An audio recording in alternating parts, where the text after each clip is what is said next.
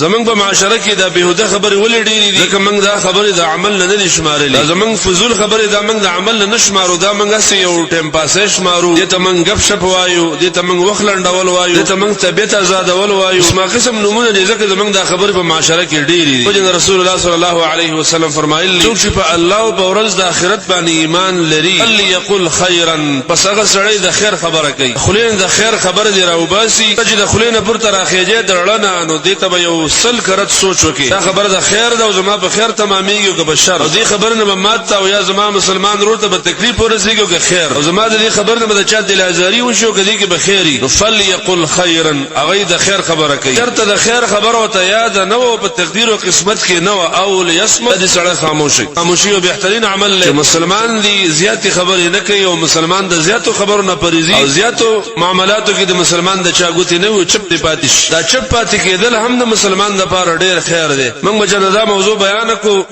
النجات من الفتن د فتنو نه نجات لپاره یو علاج کف اللسان دی خپل جبه کنټرول ساته اسمه دا هم د فتنو نه نجات او د خلاصي د پاره یو لوی او یو عظیم سبب دی او دا د سلف او د اسلاف او نصيحت هم دی د فتنو په دور کې کف اللسان خپل جواب بند ساتل قران کریم کې الله ویلي ما يلفظ من قول الا لديه رقيب عتيد حس او تلفظ لفظ سره د خلینو نو باسي مگر د په خوا کې تیار ملائک ناس دي او دا ټول خبر استالي کله کې صدقاب کې د جمله مشتا چې عن اليمين وعن الشمال قعيد خي طرف ته هم ملک ناس ده ګس طرف ته هم ملک ناس